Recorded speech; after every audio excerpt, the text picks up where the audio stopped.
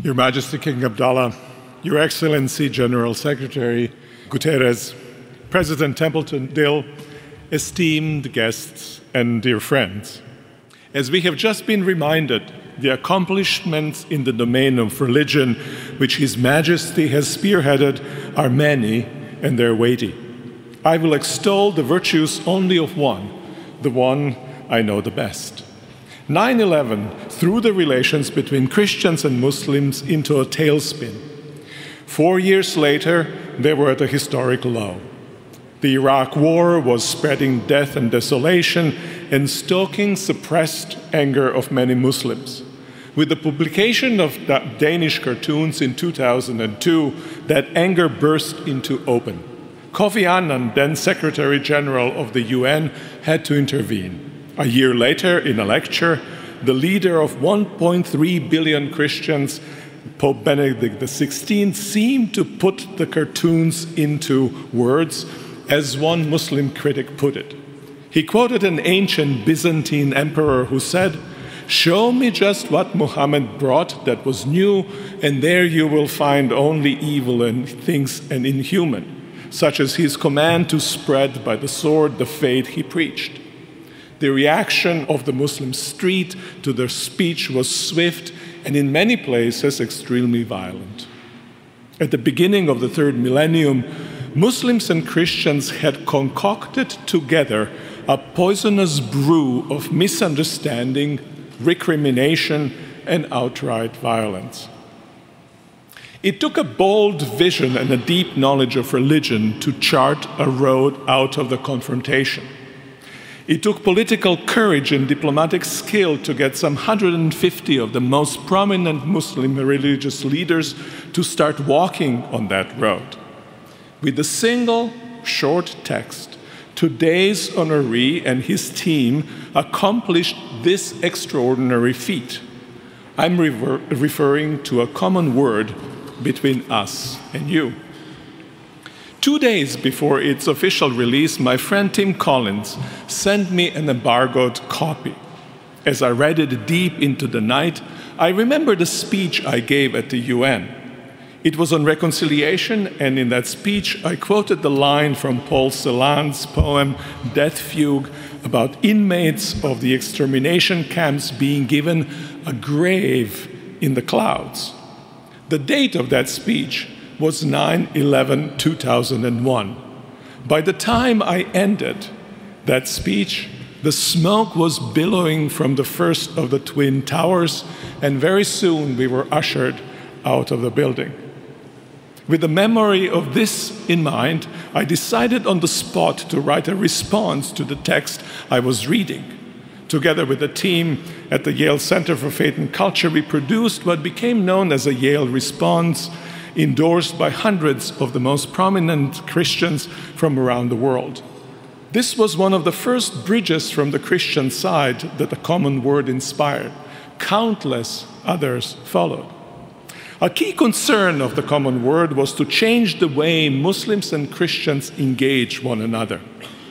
The title of the document sums up the character of that change. It is taken directly from the Quran, from the verse which reads, "O people of the book, come to a common word between us and you." Instead of hurling threats, the document issues an invitation. Instead of keeping the two sides at an angry distance, us versus them, it seeks direct engagement, us and you. Instead of shaking fists, it proposes a truth-seeking dialogue, a common word. Instead of recounting incompatible differences and past injustices, it zeroes in on commonalities without compromising identities, a common word. Underlying the approach was a fundamental conviction. The only instrument powerful enough to resolve conflicts between Muslims and Christians are seemingly impotent and ineffectual words. Weapons, though sometimes unavoidable and necessary, are inadequate. The invitation to a truth-seeking dialogue was crucial to the document, but its genius lies elsewhere. After all, dialogues are ubiquitous, and they aren't new. After the fall of Constantinople in 1453, the fear of Ottoman armies gripped the entirety of Europe. As Pope Pius II was busily planning a new crusade, his close friend and one of the greatest Christian minds of all times, Cardinal Nicholas of Cusa, was trying to persuade him that the dialogue was better than crusade. But dialogue about what? The main argument of the Common Word is that what binds both faiths together is what matters the most to each, the command to love God and neighbor. The simple and brilliant suggestion was to place what is at the center of the two religions at the center of the dialogue between them. Informed by the joint struggle to understand what love of God and neighbor means for each, they can then grapple with thorny issues of their mutual relations, including such deep disagreements as ones about evangelism, religious freedoms, or blasphemy that continue to cause great suffering. A decade ago, Common Word addressed one of the great religious clashes of our time, potentially involving almost half of the human race. The focus of today's major global tensions is not religion, but I suggest nation. Nationalisms are surging across the globe. Not long ago, nationalism seemed a marginal phenomenon, a passing reaction to the pace and cruelty of globalization. It is now the main alternative to today's unsustainable global arrangements. Nationalists are deeply misguided patriots. They're not satisfied with love for their own nation in community of all nations. They extol the superiority of their own tribe.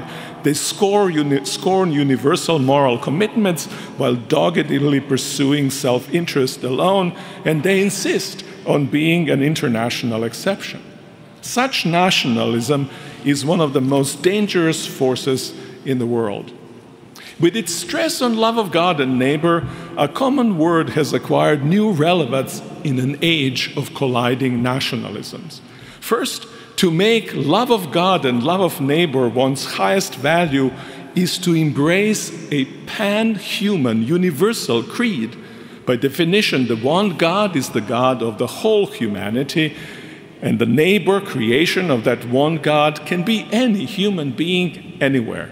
Second, love of God and neighbor are sources of meaning deeper than basking in national glory and wallowing in economic prosperity.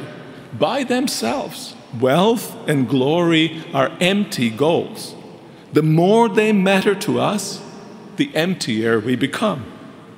The great and largely unrecognized challenge of our time is forgetfulness of what matters the most and chasing after what empties us of true humanity.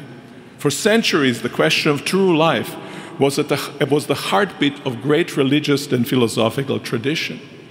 And yet today, we are too busy acquiring resources for life, things like money, skills, and fame, to pay attention to the purposes of our lives. We are like a painter who obsesses so much about his tools that he never comes to his main job, which is to paint. Faced with global threats and with the unbearable lightness of our own being, we urgently need to revive a truth-seeking conversation about what matters the most. The issue is personal. At stake is the significance of our own lives.